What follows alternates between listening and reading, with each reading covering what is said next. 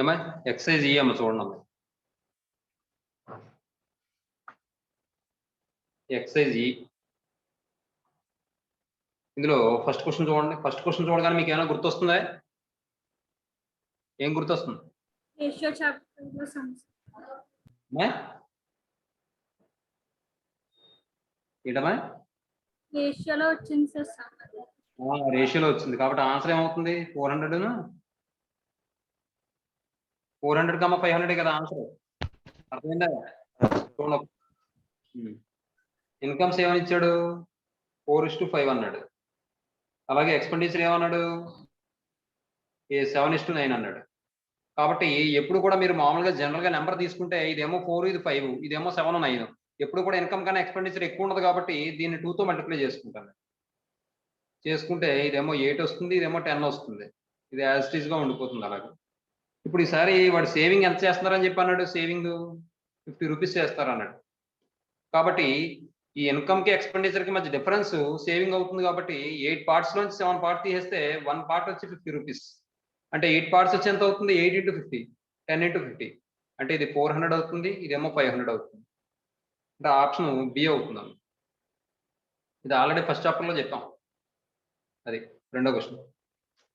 Find the fraction which is equal to 1/2 when both the numerator and denominator are increased by 2. It is equal to 3/4 when both are increased by 12. ఏమంటే అయితే వాడు ఏం చెప్తున్నాడు అంటే fraction find out చేయమంటున్నాడు. అది both numerator and denominator ని 2 increase చేస్తే 1/2 కి ఈక్వల్ అవుతుందట. అలాగే 12 ఇంక్రీజ్ చేస్తే 3/4 కి ఈక్వల్ అవుతుందట. కాబట్టి ఫస్ట్ ఆప్షన్ చూడండి, 3/8 తీసుకుంటే 2 ఇంక్రీజ్ చేశారు అనుకోండి 5/10. 5/10 అంటే 1/2 సరిపోయిందిగా. నెక్స్ట్ 12 ఇంక్రీజ్ చేశారు అనుకోండి 15/20. 15/20 అంటే 3/4 సరిపోయిందిగా.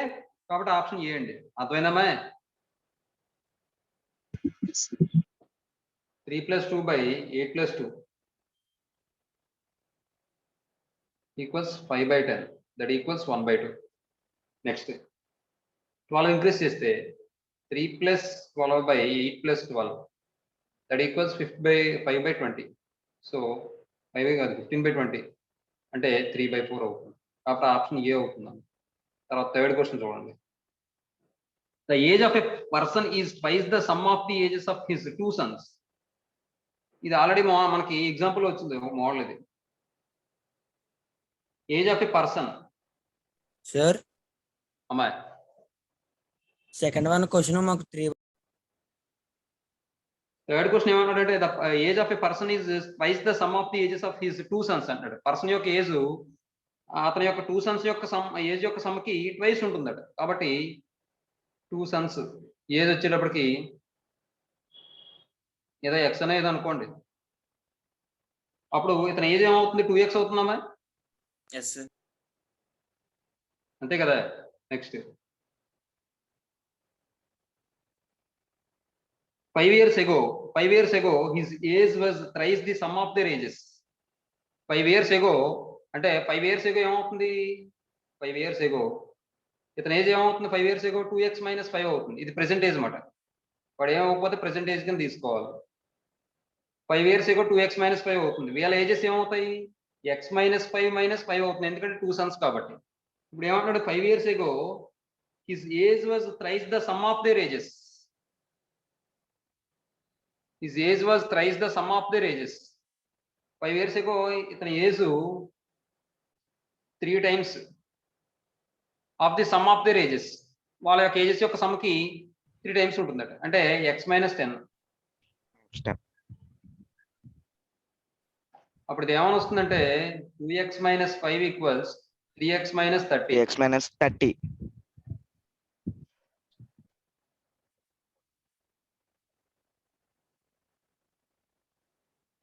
ఏమండి? ఇప్పుడు ఈ 2x ఏమో రైట్ సైడ్ కి 30 ఏమో లెఫ్ట్ సైడ్ కి తీసుకొస్తే 3x - x 2x అంటే x అయిపోతుంది. 30 ఇలా వస్తే ఏమో +30 - 5 అంటే 25 అవుతుంది. అంటే x = 25 అవుతుంది. నెక్స్ట్ ఇప్పుడు వాడు ఏమన్నాడు? ఎంతకని find the present age. His present age. Father యొక్క ప్రెసెంట్ ఏజ్ అడుగుతున్నాడు. ప్రెసెంట్ ఏజ్ అంటే ఇప్పుడు మనకు ప్రెసెంట్ ఏజ్ 2x అనుకున్నాం కాబట్టి present age of father equals 2x equals 2 × 25 equals 50 మీకు అర్థం కోసం ఎంత రాసింది కానీ మ్యాటర్ అదేం రాయక్కర్లేదు, డైరెక్ట్ గా 25 వచ్చింది కాబట్టి ఫాదర్ ఏజ్ 50 అవుతుందని చెప్పి ఆప్షన్ పెట్టేసుకోవడమే. కాబట్టి ఆప్షన్ ఏమవుతుందండి? డి అండి. తర్వాత 4th క్వశ్చన్ చూడండి.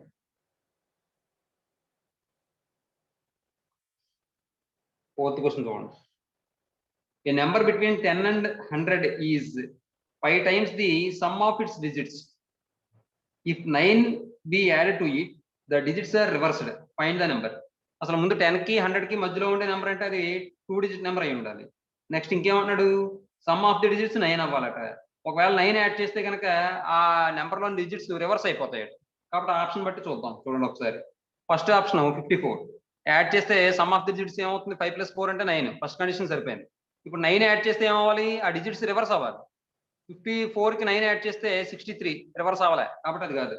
53 చూడండి, సమ్ 9 అవ్వట్లే, అది కాదు. థర్డ్ ఆప్షన్ చూడండి 45 4 + 5 అంటే 9 సరిపోతుంది. 45 కి 9 యాడ్ చేస్తే 54 అవుతుంది. అంటే డిజిట్స్ రివర్స్ అయ్యాయి కదండి. Yes sir. కాబట్టి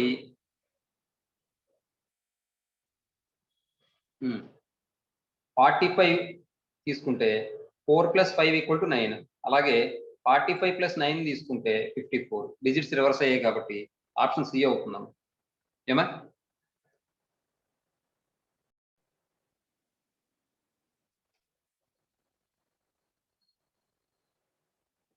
ఫిఫ్త్ క్వశ్చన్ చూడండి.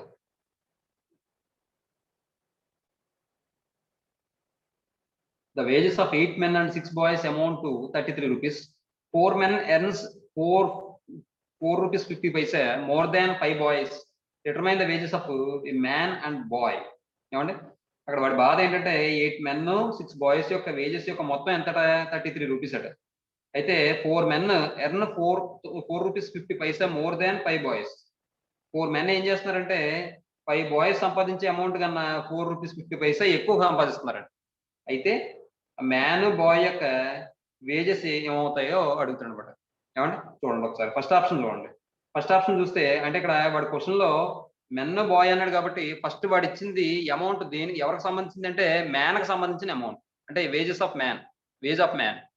రెండో వాల్యూ ఏమో బాయ్ కి సంబంధించిన వేజ్. కాబట్టి మీరు ఫస్ట్ ఆప్షన్ చూస్తే ఫస్ట్ వాల్యూ తక్కువ ఉంది, సెకండ్ వాల్యూ ఎక్కువ ఉంది. మ్యాన్ కి ఎక్కువ ఉంటుంది, బాయ్ కి తక్కువ ఉంటుంది. కానీ రివర్స్ లో ఉంది కాబట్టి ఫస్ట్ ఆప్షన్ కాదుగా. మాట్లాడాలమ్మా. పర్హత్ నువ్వు ఆగిపోయావమ్మా, మాట్లాడలేదే సార్.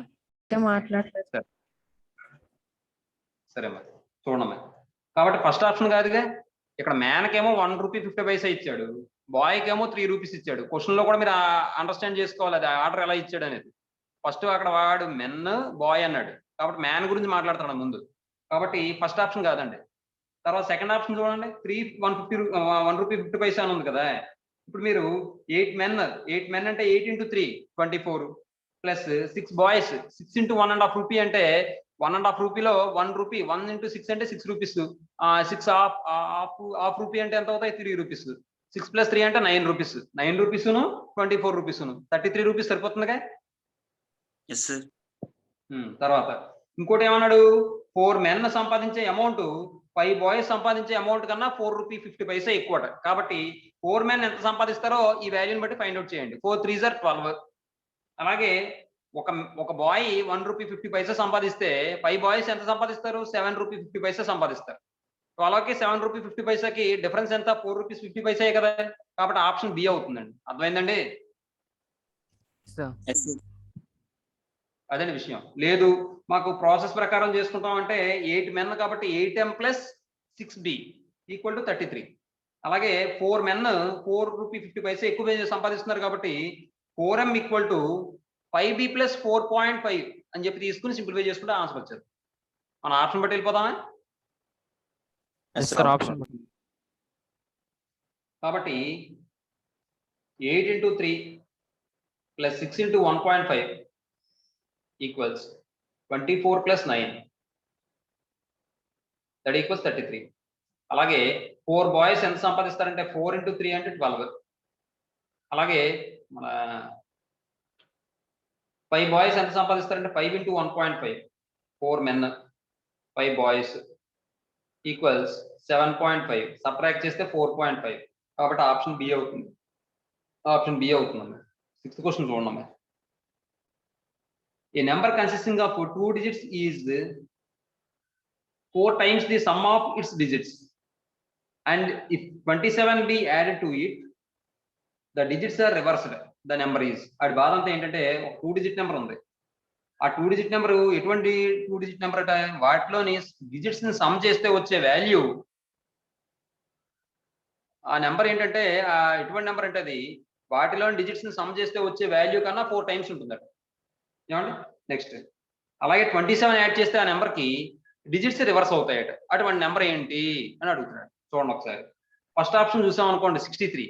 63ని సమ్ చేస్తే అదే డిజిట్ సమ్ చేస్తే 6 + 3 అంటే 9. ఇప్పుడు 63 అనేది 9 కి 4 టైమ్స్ కాదుగా, చెప్పాలి. అర్థమవుతుందా? క్వశ్చన్ అర్థమైంది మీ అందరికీ? Yes sir.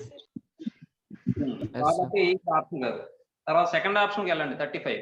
3 + 5 అంటే 8. మరి ఆ నెంబర్ ఏమవ్వాలి? 4 times of the sum of the digits అయ్యి ఉండాలి. కాబట్టి 8 × 4 అంటే 32 వస్తుంది, కానీ 35 అవుతుంది కాబట్టి ఆ ఆప్షన్ కాదు. తర్వాత థర్డ్ ఆప్షన్కి వెళ్ళండి. 36. 36 తీసుకుంటే 3 + 6 అంటే 9.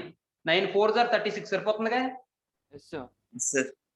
అలాగే ఇంకేమన్నాడు? 27 యాడ్ చేసాం అనుకోండి 63 అవుతుంది. డిజిట్స్ రివర్స్ అవుతున్నాయిగా. చూడండి ఒకసారి. 3 + 6 = 9. 9 × 4 = 36 అంటే 4 టైమ్స్ ఉందిగా. అలాగే 27 యాడ్ చేసాం అనుకోండి 6 + 7 అంటే 13, 1 ఉంటుంది. 3 + 2 అంటే 5, 1 6 అంటే 63 రివర్స్ అయింది కాబట్టి ఆప్షన్ సి అవుతుంది మా ఆన్సర్. తర్వాత 7th క్వశ్చన్ చూడండి. Of the 2 numbers 1/5 of the greater is equal to 1/3 of the smaller and their sum is 16. The numbers are of the 2 numbers 1/5 of the greater 2 numbers ఉన్నాయట. అందులో పెద్ద నెంబర్లో ఎంత తీసుకోవాలి మనం? 1/5 తీసుకోవాలి. Is equal to 1/3 of the smaller. అప్పుడు ఆ వాల్యూ దేనికి ఈక్వల్ అవుతుందట? 1/3 ఆఫ్ స్మాలర్ కి ఈక్వల్ అవుతుందట. అలాగే వాటి యొక్క సమ్ వచ్చి 16 అట. ఆ నెంబర్స్ ఏంటి? 12,4 సార్. 12,4.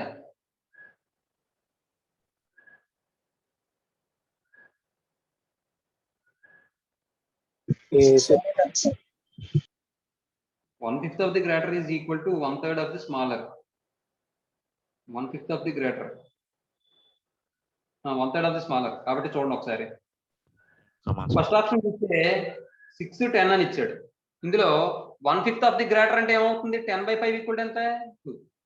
1/3 of the smaller అంటే ఏమవుతుంది? 1/3 of అది 6/3 ఈక్వల్ ఎంత అవుతుంది? 2. రెండు ఈక్వల్ అయ్యా లేదా? Yes sir. కాబట్టి ఆప్షన్ ఏమవుతుందండి? ఏ అవుతుందండి. జైద్ అర్థమైందా? Yes sir. 1/5 of the greater 1/5 of the greater అంటే 10/5 equal to 2. 1/3 of the smaller అంటే 6/3 ఈక్వల్ టు 2. కాబట్టి రెండు ఈక్వల్ అవుతున్నాయి కాబట్టి ఆప్షన్ ఏ అవుతుందండి. అర్థమైందండి? ఇది మనం ప్రొసీజర్ ప్రకారం చేయాలనుకోండి. x గ్రేటర్ దాన్ y అని తీసుకుని x/5 ఈక్వల్ టు y/3 అని తీసుకుని అలాగే x + y ఈక్వల్ టు అలాగే వీటి యొక్క సమ కూడా మనం చూడాలి కాబట్టి 6 + 10 అంటే 16 సరిపోయింది. x + y ఈక్వల్ టు 16 అని తీసుకుని దీని నుండి y వాల్యూ 16 - x అని ఇక్కడ రాసి క్రాస్ మల్టిప్లికేషన్ చేసి సింప్లిఫై చేసుకున్నా మనకు వాల్యూ వస్తుంది. అర్థమైందండి? ఎలా అయినా చేసుకోవచ్చు. తర్వాత 8th క్వశ్చన్ చూడండి.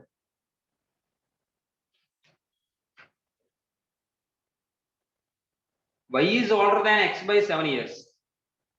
y అనేవాడు ఏంటంటే x కన్నా 7 years పెద్దవాడు. 15 years బ్యాక్. బ్యాక్ అన్న అసలు మాట రాకూడదు తెలుసా?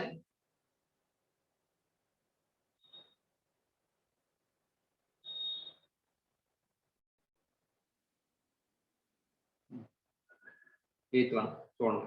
y is older than x by 7 years. 15 years back x age was 3/4 of the y's age. Their present ages are అన్నాడు. చూడండి ఒకసారి. y is older than x by 7 years. y అనేవాడు ఏంటంటే x కన్నా 7 years పెద్దవాడు. 15 years బ్యాక్ 15 years క్రితం x age అనేది 3/4 of y age అట. అర్థమవుతుందండి? అయితే అదే వాళ్ళ యొక్క ప్రెజెంట్ ఏజెస్ ఏమవుతాయి అంటాడు. ఇది మనం ఆప్షన్ బట్టి వెళ్ళొచ్చు, లేదా వేరే విధంగా కూడా చేయొచ్చు. అదే చూడండి లాజిక్ అని. ఇప్పుడు ఇక్కడ ఫస్ట్ ఆప్షన్ చూడండి 36, 43 అని ఉంది. ఇప్పుడు వాడు ఏమన్నాడు y is older than x by 7 years అన్నాడు. కాబట్టి x 36 అనుకుంటే y 36 ప్లస్ 7 అంటే 43 సరిపోయిందిగా ఫస్ట్ కండిషన్. Yes, sir. తర్వాత 15 ఇయర్స్ బ్యాక్ అంటే 15 ఇయర్స్ తీసేయండి. 36 లోంచి 21 వస్తుంది. 43 లోంచి 15 తీసేయండి. 18 వస్తుందా? కాదు 28 వస్తుంది. అవునా? Yes, sir. ఇదేమో 21 వచ్చింది, ఇదేమో 28 వచ్చింది. ఇప్పుడు చూడండి 21 ఈక్వల్ టు 3/4 ఇంటూ 28 అని రాయొచ్చుగా. 4 7 0 7 3 కాబట్టి ఆప్షన్ ఏ అవుతుందండి. ఏమండి? దీన్ని మనం ఇంకోలా కూడా చేయొచ్చండి. ఎలాగో చెప్తాను చూడండి. ఇప్పుడు ఇక్కడ విషయం ఏంటంటే ఎక్స్ వై అనుకున్నాను. ఏమండి? చూడండి ఒకసారి. ఇప్పుడు 15 ఇయర్స్ బ్యాక్ వాళ్ళ ఏజెస్ ఏ రేషియోలో ఉన్నాయి? 3:4 బాబు. Yes, sir. 3/4 కదా, అంటే 3:4 కదా. నెక్స్ట్ అవును సార్. ఇంకో విషయం. ఇప్పుడు ఒక ఇద్దరు వ్యక్తులు ఉన్నారండి. ఎక్స్ వై అని ఇద్దరు వ్యక్తులు ఉన్నారండి. ఏమండి? ఇప్పుడు ఎక్స్ కి ప్రస్తుతం 10 ఇయర్స్ అండి. ఏమండి? వైకి 12 ఇయర్స్ అండి. నెక్స్ట్ అంటే ఇప్పుడు ఏమైంది? వీళ్ళిద్దరు ఏజెస్ కి డిఫరెన్స్ ఎంత? 2, sir. 2. ఈ రోజు అందరూ మౌన పోరాటం చేస్తున్నారు ఏంటో కానీ మరి. అంటే ఒక మాట అన్నాను కదా అందుకనేమో. సరే అనకూడదు. తర్వాత ఒకవేళ 10 ఇయర్స్ తర్వాత తీసుకున్నాం అనుకోండి, అప్పుడు వాళ్ళ ఏజెస్ యొక్క డిఫరెన్స్ ఎంత వస్తుంది చెప్పాలి. అప్పుడు 2 వస్తుంది. ఏమా? అప్పుడు కూడా 2, sir. అప్పుడు కూడా 2 కదా వస్తుంది. Yes, sir. డిఫరెన్స్ ఏం మారదు కదా. ఇది 10 సంవత్సరాల తర్వాత అంటే ఇది 10 సంవత్సరాలు పెరుగుతాయి, ఇది కూడా 10 సంవత్సరాలు పెరుగుతాయి. కాబట్టి డిఫరెన్స్ అనేది ఎప్పుడు ఒకలాగా ఉంటుంది. కాబట్టి 15 ఇయర్స్ బ్యాక్ ఇచ్చినా ప్రెసెంట్ ఇచ్చినా ఏదైనా కానీ డిఫరెన్స్ అనేది సేమ్. కాబట్టి ఎక్స్ కి వైకి మధ్య డిఫరెన్స్ ఎంత? వాడు ఇచ్చిన ఏజ్ ప్రకారం 7గా. Yes, sir. కానీ ఇక్కడ వాడు ఇచ్చిన రేషియో ప్రకారం చూస్తే 3కి 4కి డిఫరెన్స్ ఎంత? 1. 1, sir. అంటే 1 పార్ట్ వచ్చి 7 ఇయర్స్ అవుతుంది. ఇదంతా ఎప్పుడు 15 ఇయర్స్ ఎగో. ఇది ఎగో కరెక్ట్ మాట, బ్యాక్ కాదు. ఏమండి? బ్యాక్ అంటే మన వెనక భాగము అని అర్థం ఇంగ్లీష్ లో చెప్పాలంటే. కానీ ఇప్పుడు అంతా ఇది బట్లర్ ఇంగ్లీష్ కదా. అంటే వచ్చినంత లేదు అర్థమయ్యేలా ఉంటే చాలు అంతే. గ్రామటికల్ గా మిస్టేక్ వచ్చినా ఇబ్బంది లేదు. అందువల్ల మనం వాడేస్తున్నాం కానీ బ్యాక్ అనకూడదు ఎప్పుడు. ఎగో అని మాట్లాడాలి. ఏమండి? వదిలేదు. ఇప్పుడు 15 ఇయర్స్ ఎగో. ఇప్పుడు 1 పార్ట్ 7 అయితే 7 × 3 అంటే 21 వస్తుంది. 4 × 7 అంటే 28 వస్తుంది. చూడండి ఒకసారి. 15 ఇయర్స్ ఎగో 21 అయితే ప్రెసెంట్ ఏజ్ ఏమవుతుంది? 21కి 15 యాడ్ చేయండి. 15 యాడ్ చేస్తే 36. 28కి 15 యాడ్ చేయండి 43. వచ్చిందండి? Yes, sir. అమ్మ మాట్లాడరేటమ్మా.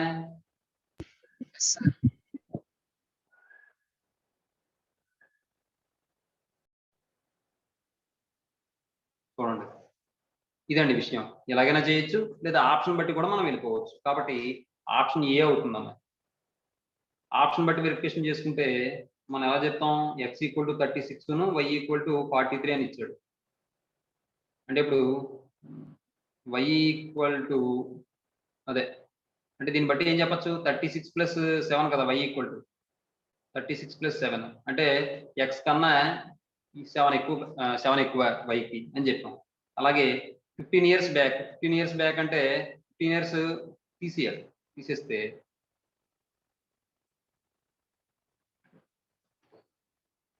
15 ఇయర్స్ ఎగో అప్పుడు ఇది ఏమని వస్తుందంటే ఎక్స్ 36 - 15 = 21. ఏమండి? Next y equal to 43 - 15 = 28. కాబట్టి ఇక్కడ మీకు ఎక్స్ అనేది 3/4 ఆఫ్ వై సైజ్ కాబట్టి ఎక్స్ ఈక్వల్ టు 21 = 3/4 ఇంటూ 28. 7 2 అంటే సరిపోయింది. కాబట్టి 3/4 ఇంటూ వై. కాబట్టి ఆప్షన్ ఏ. ఏమండి? మీకు అర్థం అవడం నేను అమ్మా స్క్రీన్ క్లారిటీ లేదు సార్. అమ్మా క్లారిటీగా లేదు సార్. ఆహా బ్లర్ గా ఉంది.